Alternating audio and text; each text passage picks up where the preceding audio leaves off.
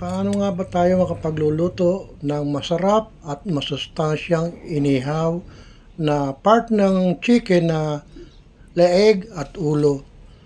Ito, pakikita ko sa inyo ang aking ginawa. Ayan ang aking finish product, naluto na yung adobo. At ito nga, inadobo ko muna siya, syempre. At yan ay medyo spicy. Nilagyan ko siya ng 5 siling maanghang. At nang matuyo na yan, ayun, nakita nyo yung finished product. Yun. Ito yun. Ngayon, para mas masarap pa, naisipan ko namang ihaw. Ayan. Kaya nagpabaga na tayo at ating pinapaypayan para maganda talaga ang baga.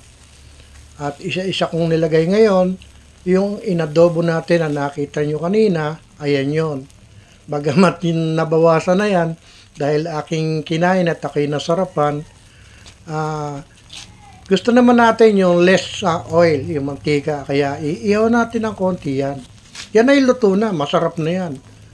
Nakita nyo naman nung una, doon sa unang part, adobong masarap na yon. Gusto pa nating makatikim ng inihaw na malasa at talagang masarap. At talagang malambot siya. Yung mga sanay kumain nga pala nitong leeg at saka ulo ng chicken na inihaw, huwag nyo basta iihaw lang at medyo hindi lalambot yan. At iba pa rin yung inadobo mo, tapos tsaka mo iihaw. Ayun, na-extra pa yung eggplant kong iihaw. Ibang style ng eggplant na pag-ihaw ang ginawa ko riyan. Pero dito tayo nakapokus ngayon sa ating inihaw na leg. Ayan.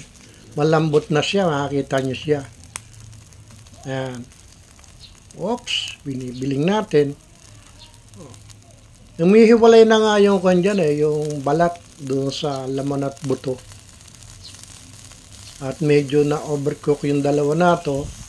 Pero okay pa rin yan. Basta inihaw naman. Kasama sa inihaw yan ganyan Sa pag-ihaw kumisan, mahirap ikuan yung magandang presentation dahil nainitan ka. Yan.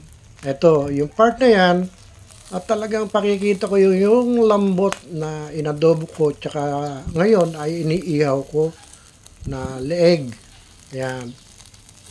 Bagya ko lang tinusok ng tinidor yan, pero napakalambot. Bagamat ganun pa man, gusto ko talaga yung inihaw, yung lasang-lasa. Kaya ayun, sinalang ko ulit.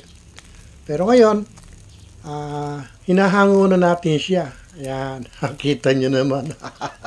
Muusok talaga. Ang bango niya. At ang bango niya, yung amoy talagang masarap.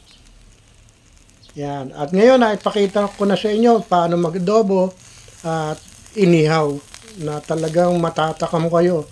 Maging ito man ay ulam, papakin o gawin yung pulutan ay masisiyahan kayo. Salamat nga pala sa panonood ng aking video.